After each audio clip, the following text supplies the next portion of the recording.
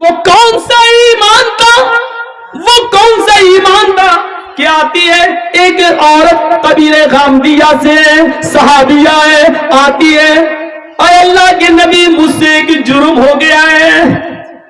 کیا جرم ہوا ہے؟ سن لو، تھوڑی دیر کے لیے اور بیٹھ لو، اس واقعے کو سن لو، آنکھوں میں آنسو آ جاتے ہیں، اس واقعے کو سننے کے بعد انسان رونے پہ مجبور ہو جاتا ہے۔ یہ واقعہ ہمارے ایمان کو جھنجھوڑتا ہے، اس واقعے کو سن لو، چلے جانا تھوڑی دیر، یہ بھیک میں اور ڈال دو میری جھولی میں، اس واقعے کو سن لو۔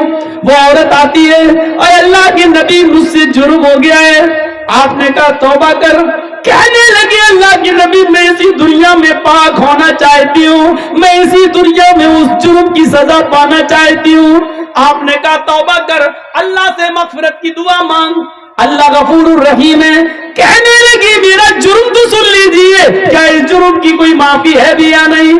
اللہ کے نبی نے کہا بتا کیا تیرا جرم ہوا ہے، کیا تجھ سے غلطی ہوئی ہے؟ کہنے لگی اللہ کے نبی میرا شوہر 2-3 سال سے گھر پہ نہیں ہے، میں جنگل میں بکریاں چرا رہی تھی، میں جنگل میں بکریاں چرا رہی تھی، وہیں پہاڑی کے پاس ایک چرواہا بھی بکریاں چرا رہا تھا، ہم اپنے شوہر سے 2-3 سال سے دور تھے، اس لیے ہمارے دل کی امنگیں اٹھنے لگی اور اس بکریاں چروانے والے چرواہے کے ساتھ مل کر ہم نے جسمانی تعلق، شاریرک سمبند بنا لیا۔ ایک پہاڑ کی جھاڑی میں، پہاڑی کے نیچے کی جھاڑی میں ہم دونوں گئے اور ہم دونوں نے زنا کر لیا۔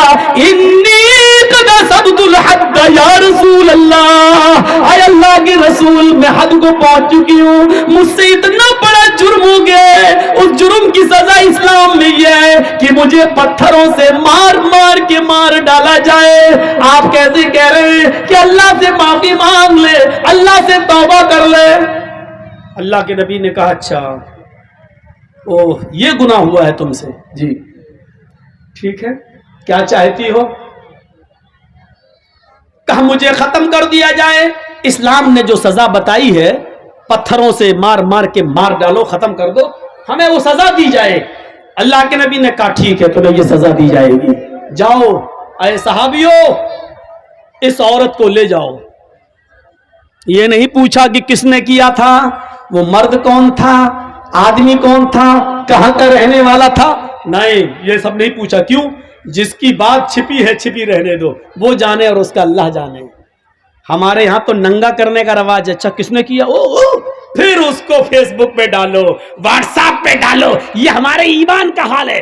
اللہ کے نبی چاہتے تو پوچھ سکتے تھے اس عورت سے، اکیلے نہیں ہوتا ہے زنا، کسی مرد نے کیا ہوگا، کہاں، کون ہے وہ، کہاں کا رہنے والا ہے، لیکن پوری حدیث پڑھ جائیے کہیں ڈیٹیل نہیں ملتی ہے۔ تم بتا رہی ہو تم گناہ سے پاک ہونا چاہتی ہو، ہم تمہیں کر دیں گے، لیکن جس کا معاملہ چھپا ہے اس کے بارے میں ہمیں پوچھنے کا حق نہیں۔ ہو سکتا ہے وہ اللہ سے توبہ کر لے اور اللہ اس کو معاف کر دے، نہیں تو وہ جانے اور اس کا رب جانے، قیامت کے دن جہنم میں ڈالے گا۔ ہم کون ہوتے ہیں اس کے پیچھے پڑنے والے؟ عیب پر پردہ ڈالو، اس کو ظاہر مت کرو، اس کو ظاہر مت کرو۔ یہ میری ماں بہنیں اس واقعے کو سنیں، بہت اچھا واقعہ ہے، تمہارے لیے واقعہ ہے، تمہیں بھی اس سے عبرت ملے گی۔ اللہ کے نبی کہتے ہیں کہ جاؤ اس عورت کو لے جاؤ اور سینے کے برابر، یہ سینہ جو ہوتا ہے عورت کا، یہاں اتنا اس کو زمین میں گاڑ دینا اور سر پہ پتھر مارنا، اور اس وقت تک پتھر مارو جب تک کہ یہ عورت مر نہ جائے، اس کی روح نہ نکل جائے۔ یہ عورت کی سزا کیا ہے؟ شادی شدہ مرد کی اور شادی شدہ عورت کی اگر وہ زنا کر لیں تو سزا کیا ہے؟ پتھروں سے مارا جائے گا۔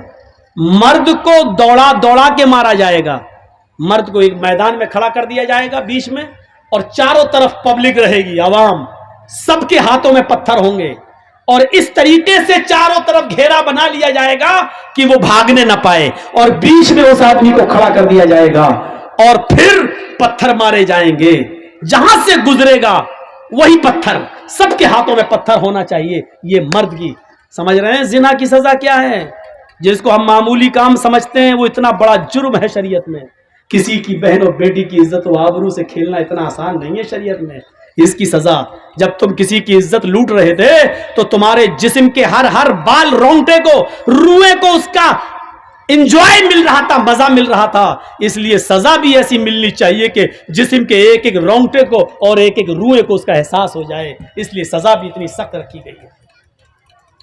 مرد کو دوڑا دوڑا کے مارا جائے گا, لیکن عورت کو دوڑا دوڑا کے نہیں مارا جائے گا, کیونکہ اس کی بے پردگی ہو سکتی ہے. دوڑے گی تو اس کو زمین کا گڈھا کھودا جائے گا اور اس کو کھڑا کر دیا جائے گا اور سینے کے برابر مٹی ڈال دی جائے گی, یعنی اتنا گاڑ دیا جائے گا سینے کے برابر یہاں تک, اور سر اس کا کھلا رکھا جائے گا, اور پھر اس کے سر پر پتھر مارے جائیں گے, اور اس وقت تک پتھر مارا جائے گا جب تک کہ عورت مر نہ جائے. چاہے یہ رضامندی والی زنا ہے, مرد بھی راضی عورت بھی راضی اور دونوں نے کر لیا. زنا بالجبر تو زنا ہوتا ہی نہیں ہے.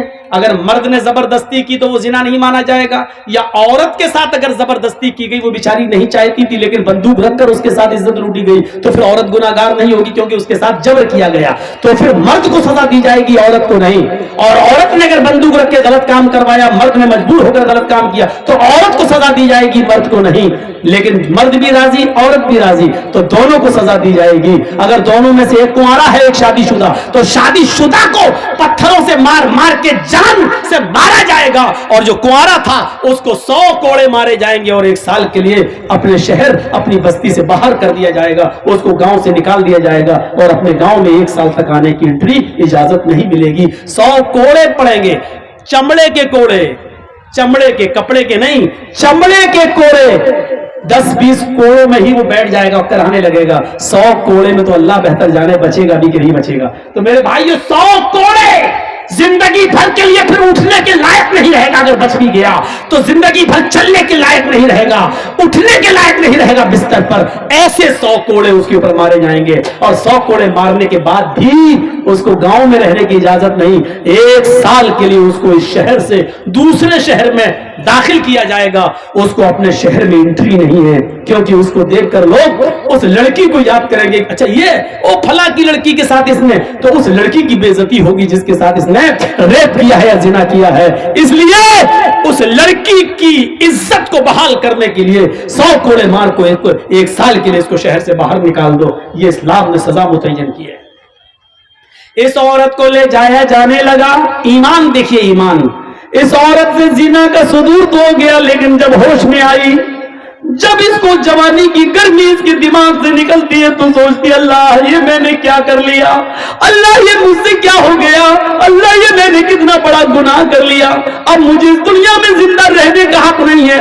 کسی کو معلوم نہیں تھا, لیکن اس نے خود اللہ کے نبی کو آ کر بتا دیا. اس کے عیب پر پردہ پڑ چکا تھا, لیکن پھر بھی اس نے آ کر اللہ کے نبی کو بتا دیا. اللہ کے نبی نے کہا جاؤ اس عورت کو لے جاؤ اور اس کو پتھروں سے مار مار کے ہلاک کر دو, مار مار کے اس عورت کو مار ڈالو. صحابہ اس کو لے کے جانے لگے, پکڑا, چل جلدی چل. اس کو کھینچ لیا, وہ گر گئی. جیسی وہ کام دیا گری, وہ عورت زمین کے اوپر گری, تو اس نے اپنا پیٹ سب سے پہلے پکڑا. صحابہ نے پوچھا کیا ہوا, کیا بات ہے, ایسے چلے گی تو کب تک پہنچے گی تو میدان میں, کب تجھے مارا جائے گا. کہنے لگی وہ محمد کے ساتھیوں صلی اللہ علیہ وسلم, آئے نبی کے ساتھیوں, مجھے دھیرے دھیرے لے چلو. جس آدمی نے میرے ساتھ منہ کالا کیا تھا, جس آدمی نے میری عزت لوٹی تھی, جس آدمی سے میں نے زنا کیا تھا, اس آدمی کا گرب میرے پیٹ میں ٹھہر گیا ہے, اس کا حمل میرے پیٹ میں ٹھہر گیا ہے. میرے پیٹ میں ایک معصوم زندگی ہے, میرے پیٹ میں اس آدمی کا بچہ پل رہا ہے. دھیرے دھیرے لے چلو, میں تیز نہیں چل سکتی. صحابہ نے کہا تیرے پیٹ میں بچہ ہے؟ کہنے لگی ہاں. رکو, صحابہ اللہ کے نبی کے پاس آئے. اے اللہ کے نبی, آپ نے اس عورت کو قتل کرنے کا, مارنے کا حکم دیا ہے, لیکن اس عورت کے پیٹ میں تو بچہ ہے. آپ نے بلایا, ادھر آؤ. آئی, تمہارے پیٹ میں بچہ ہے؟ جی. تو تم نے پہلے کیوں نہیں بتایا؟ کہا اللہ کے نبی اس لیے نہیں بتایا کیونکہ اس بچے کا باپ وہی ہے جس نے میرے ساتھ زنا کیا ہے, اور میں نہیں چاہتی ہوں کہ یہ بچہ پیدا ہو اور جب اس بچے کو بڑے ہو کر پتا چلے کہ میرا باپ کا پتا نہیں، میں ناجائز اولاد ہوں، تو یہ زندگی بھر مجھے گالی دے گا، اس لیے میں چاہتی ہوں کہ میں مروں تو میرے ساتھ میرے پیٹ کا بچہ بھی مر جائے، اس لیے میں نے آپ کو نہیں بتایا۔ نبی اکرم نے کیا کہا؟ اے عورت، نہیں، قصور تیرا تھا، غلطی تیری تھی، زنا تو نے کیا، تیرے پیٹ میں پلنے والے اس معصوم بچے کا کیا قصور ہے؟ اس بیچارے کی کیا غلطی ہے؟ اس کو تو کیوں مارنا چاہتی ہے؟ نہیں نہیں، ابھی تمہیں قتل نہیں کیا جائے گا، ابھی تمہیں مارا نہیں جائے گا، جاؤ ابھی اس بچے کو اپنے پیٹ میں 9 مہینے تک پالو، اور جب بچہ پیدا ہو جائے تب لے کر آنا۔ ناجائز بچہ ہے پیٹ میں، باپ کا پتہ نہیں ہے، لیکن اللہ کے رسول ایک ناجائز بچے کو بھی گرانے کی اجازت نہیں دے رہے ہیں۔ کاش مودی جی کے چمچے، یوگی جی کے چمچے کم سے کم اس حدیث کو پڑھ لیتے، نبی کی زندگی کے اس واقعے کو پڑھ لیتے۔ چاچا کیا ہو گیا؟ لاؤ پیسہ لینے کے لیے تو دنیا پریشان ہے۔ لیجیے بھائی، ছেলে হারিয়ে গেছিল তাকে পাওয়া اور গেছে, کچھ স্টেজে রাখা আছে سب অদাসিমনে آگے بیٹھے۔ তাকে স্টেজে রাখা হয়েছে, ছেলের গার্জেন এসে নিয়ে যাবেন। سنیے سنیے سنیے تھوڑا سا، آپ ادھر دیکھیے، بڑا اچھا واقعہ ہے۔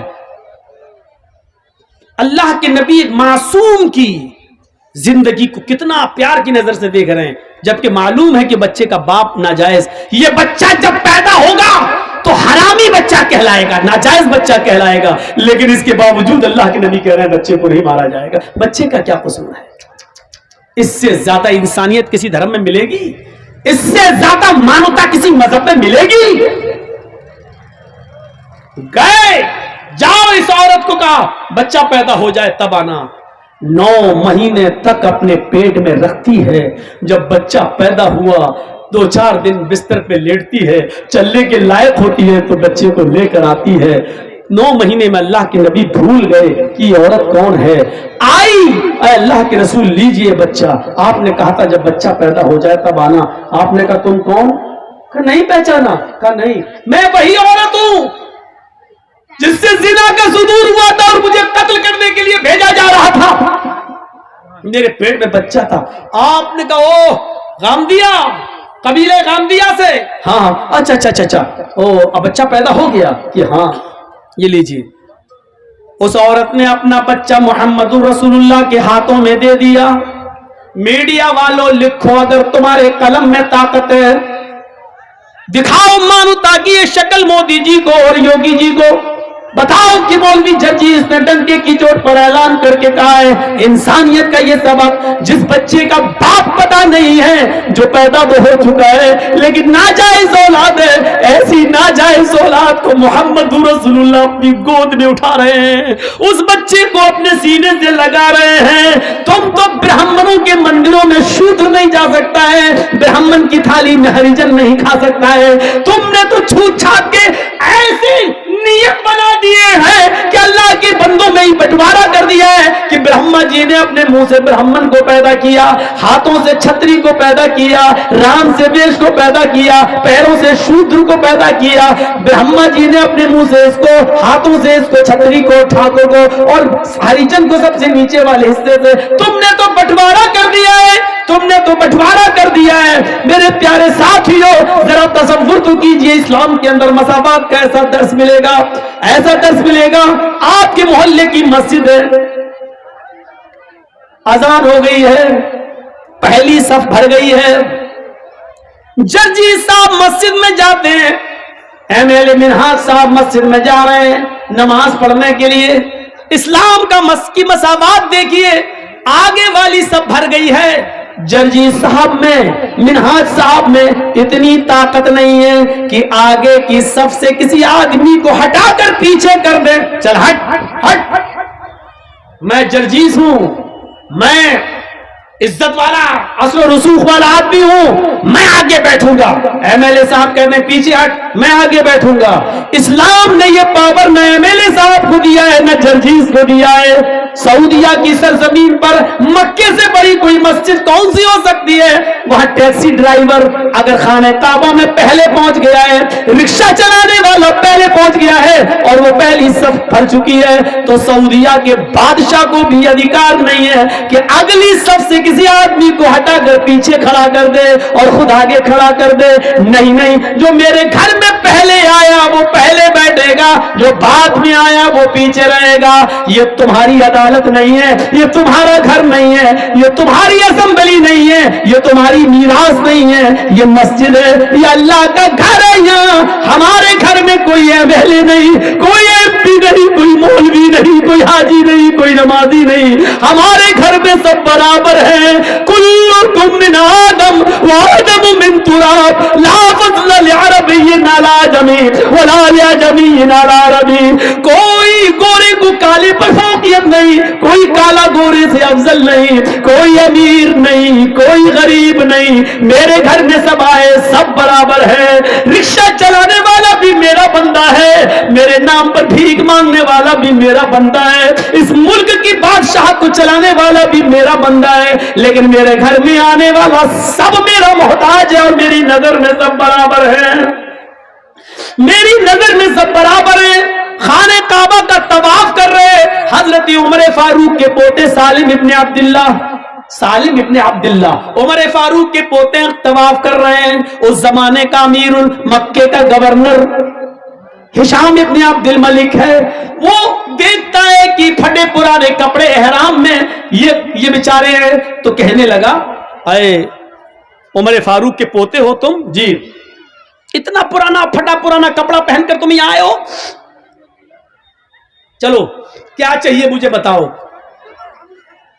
اللہ کے گھر میں خانہ کعبہ میں طواف کے دوران گورنر پوچھ رہا ہے حضرت عمر کے پوتے سے, تمہیں کس چیز کی ضرورت ہے بتاؤ, ہم تمہاری ضرورت پوری کر دیں گے, میں اس علاقے کا گورنر ہوں. اور حضرت سالم ابن عبداللہ کیا کہتے ہیں, انی لاستحی من اللہ ان اسال فی بیتی غیرہ. اللہ کے گھر میں اللہ کے ہوتے ہوئے مجھے کسی غیر سے مانگنے میں شرم آتی ہے. گورنر صاحب, اپنا مال اپنی دولت اپنے پاس رکھو, مجھے اللہ کے گھر میں جو کچھ مانگنا ہے اللہ سے مانگنا ہے, تم سے نہیں. اللہ کے گھر سے جب دعا ہوا مانگ کے نکل گئے. سالم ابن عبداللہ کچھ دعا مانگ رہے تھے طواف کے بعد, 7 چکر لگانے کے بعد دعا مانگی. دعا کیا مانگ رہے تھے یہ اللہ جانتا ہے اور سالم ابن عبداللہ جانتے, تیسرا کوئی نہیں جانتا. بھائی ہم نے کیا دعا مانگی آہستہ تو ہم جانتے ہیں اور میرا رب جانتا ہے, بس تیسرا تو کوئی نہیں جانتا. تو ہشام دیکھ رہا ہے کہ سالم ابن عبداللہ کیا کر رہے ہیں. کیا ہوگا؟ আসসালামু আলাইকুম. আর একটা ছোট বাচ্চাকে পাওয়া গেছে, যার বাচ্চা আছে এখানে রাখা আছে, স্টেজে এসে নিয়ে যাবেন. একটা ছোট বাচ্চাকে পাওয়া গেছে, যার বাচ্চা আছে স্টেজ থেকে এসে নিয়ে যাবেন. سالم ابن عبداللہ دعا مانگ رہے ہیں اور ہشام ابن عبد الملک دیکھ رہا کہ یہ دعا مانگ رہے ہیں. دعا مانگ کے یہ باہر نکلے تو ہشام ابن عبد الملک گورنر بھی باہر نکل گیا. گورنر نے کہا, سنو, اللہ کے گھر میں تو تمہیں شرم آ رہی تھی, یہ تو اللہ کا گھر نہیں ہے, یہ تو بازار ہے. بتاؤ تم مجھ سے کیا چاہتے ہو؟ تم بہت غریب ہو, پھٹے پرانے کپڑے پہنے ہوئے ہو, تمہارا احرام 20 جگہ سے پھٹا ہے اور اس میں ٹانکے لگے ہوئے ہیں, اور تم حضرت عمر جس نے 22 لاکھ مربع میل پر حکومت کی ہے, اس کا پوتا اتنا غریب. سالم ابن عبداللہ کہتے ہیں, تم میری کیا مدد کرو گے, دنیا کی یا آخرت کی؟ کہا آخرت کی مدد تو کوئی کسی کی نہیں کر سکتا ہے, وہاں تو عمل ساتھ میں جائیں گے. ہم تمہیں کپڑا دے دیں گے, غلہ دے دیں گے, اناج دے دیں گے, کچھ دنیاوی جو ضرورت ہو, دال چاول دے دیں گے, گھی دے دیں گے, دنیا میں جو چیزوں کی ضرورت ہے بتاؤ, تھوڑا سونا دے دیں گے, چاندی دے دیں گے تمہیں. سالم ابن عبداللہ ہنسنے لگے. گورنر نے کہا, کیوں ہنس رہے ہو؟ کہا, اے گورنر, تم میرے آخرت میں کوئی کام نہیں آ سکتے. کہا نہیں, اور تم مجھ سے یہ کہہ رہے ہو کہ دنیا مانگو, سونا مانگو, چاندی مانگو, روپے مانگو, پیسے مانگو, اناج مانگو, غلہ مانگو, یہی تو تم چاہتے ہو کہ میں تم سے یہ مانگوں؟ کہا جی, جس چیز کی ضرورت ہو. آئے ہشام, آئے گورنر, جب میں نے طواف کیا اور طواف کرنے کے بعد جب میں نے 2 رکعت نماز پڑھی اور 2 رکعت نماز پڑھ کر جب میں نے ہاتھ اٹھائے اور ہاتھ मैंने अल्लाह से दुआ मांगी तो जानते हो मैंने अल्लाह से क्या मांगा? गवर्नर ने कहा कि हाँ ये तो देखा कि तुम दुआ मांग रहे हो, लेकिन क्या मांगा ये मैं क्या जानूं, तुम जानो, तुम्हारा रब जानता है, मैं नहीं जानता कि तुमने क्या मांगा। हाँ सच है, मैंने अपने रब से क्या मांगा ये मैं जानता हूं, मेरा रब जानता है, और मैं तुम्हें बताना भी नहीं चाहता कि मैंने क्या मांगा।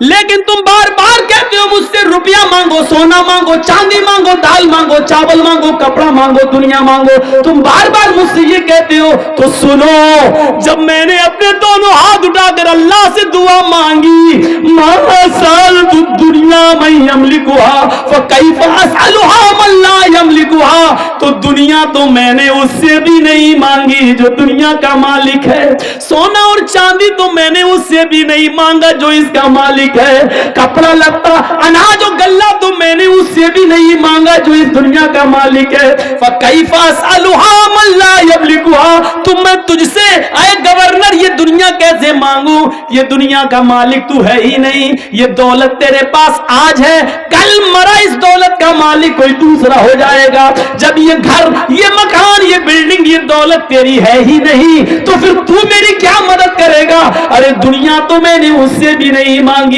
अपने रब से भी मांगा तो जन्नत मांगी, अपने रब से भी मांगा तो अपने गुनाहों की माफी मांगी, अपने रब से भी मांगा तो यही मांगा कि अल्लाह जब तक मैं दुनिया में रहूं ईमान के साथ रहूं, जब मेरी रूह निकले तो ईमान पर मेरी रूह निकले, दुनिया सोना और चांदी तो मैंने उससे भी नहीं मांगा।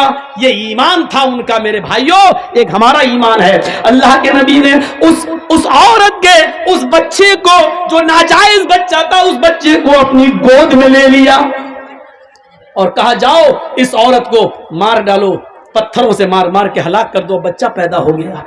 अल्लाह की कुदरत देखो, जैसे ही उस औरत को मोड़ा गया, ले जाया जाने लगा, बच्चा रोने लगा, उस औरत ने पलट कर देखा कि मेरा बच्चा रो रहा है, चीखती है। आय अल्लाह के नबी, हर मरने वाले से उसकी आखिरी आरज़ू पूछी जाती है, तमन्ना पूछी जाती है, क्या मुझसे मेरी आखिरी तमन्ना नहीं पूछी जाएगी? हाँ पूछी जाएगी, जिस मैदान में तुम्हें मारा जाएगा उसी मैदान में पूछ लिया जाएगा। कहा अल्लाह के रसूल, अगर उस मैदान की जगह यहीं पर मेरी तमन्ना पूरी कर दी जाए तो? अच्छा बताओ क्या है? कहा अल्लाह के रसूल, मैंने ये बच्चा आपकी गोद में दे दिया, मैं चाहती हूं कि आखिरी बार इस बच्चे को मैं अपना दूध पिला दूं, इसका रोना मुझ पे देखा नहीं जा रहा है। ईमान देख रहे हैं आप, एक तरफ मरने के लिए तैयार है क्योंकि जहन्नम की सजा मैं नहीं भुगत पाऊंगी, दुनिया में सजा भुगत लो ये बेहतर है। एक तरफ ईमान की ताकत ये, दूसरी तरफ बच्चे की मोहब्बत देखिए आप। अल्लाह के रसूल ने वो बच्चा उस औरत को दे दिया। इधर आ, मैं रहमतुल आलमीन हूं, मैं कैसे इस बच्चे का हक मार सकता हूं, ले इसको दूध पिला। उस औरत ने घूम कर, जैसे ट्रेनों में बसों में औरतें घूम जाती हैं और साड़ी उठाकर दूध से लगा लेती हैं, उस औरत ने चेहरा घुमाकर अपने बच्चे को अपने पिस्तान से लगाकर दूध पिलाया, दूध पी लिया, बच्चा हंसने लगा। अल्लाह के रसूल के हाथ में उस औरत ने ऐसे करके दिया ताकि बच्चे की मोहब्बत उसके दिल में ना आ पाए। उसने मुंह मोड़कर उस औरत ने अपने बच्चे को अल्लाह के रसूल के हाथ में दिया। अल्लाह के नबी देख रहे हैं, उस औरत की पिस्तान के निकले हुए दूध की एक बूंद, उसका एक कतरा उस बच्चे के होंठों पर लगा हुआ है। अल्लाह के नबी ने उस औरत से कहा, इधर आ। कहाँ जा रही हो? कहा सजा भुगतने के लिए, जो जुर्म मैंने किया है उसकी सजा पाने के लिए। अल्लाह के नबी ने कहा, अल्लाह ने मुझे रहमतुल आलमीन बनाकर भेजा है, इस बच्चे की ग़िज़ा तेरी पिस्तान में मौजूद है, ये बच्चे को अभी तेरे दूध की जरूरत है। मोहम्मद जालिम नहीं है, इस बच्चे का हक नहीं मार सकता है। ऐ औरत, अभी तुझे कत्ल नहीं किया जाएगा, अभी तुझे नहीं मारा जाएगा, जब तक ये बच्चा तेरा दूध पिएगा तब तक तुझे नहीं मारा जाएगा। इस बच्चे को ले जा और इस बच्चे को दूध पिला, जब तक ये तेरा दूध पिएगा तुझे कत्ल नहीं किया जा सकता। जब ये बच्चा रोटी खाने लगे तब तू लेकर मेरे पास आना। اللہ کے رسول نے پھر سزا ملتوی کر دی اور اس عورت کو بچہ لے کے جانا پڑا. جب بچہ روٹی کھانے لگا تو وہ عورت لے کے آتی ہے، کہتی ہے اللہ کے رسول لیجئے، اب تو روٹی بھی کھانے لگا. اللہ کے نبی کی نظروں میں آنکھوں میں آنسو آ جاتے ہیں اور کہتے ہیں کہ عورت اب تیرے لیے میرے پاس بھی کوئی راستہ نہیں ہے، سارے راستے بند ہو چکے ہیں، بچہ روٹی بھی کھانے لگا ہے، اس لیے اب یہ سزا کا وقت پورا ہے، اب تجھے قتل کیا جائے گا. آپ نے اس بچے کو ایک صحابی کے حوالے کیا. کون ہے جو اس بچے کو پالے گا؟ ایک صحابی نے ہاتھ اٹھایا، میں اے اللہ کے رسول اس بچے کو اپنے بچے کی طرح رکھوں گا، میں اس کو اپنا نام دوں گا، میں اس کو اپنے گھر میں بنا دوں گا، اپنی زمین و جائیداد کا مالک بھی بناؤں گا، مجھے دے دیجئے. اللہ کے رسول نے اس بچے کو اس کے حوالے کر دی.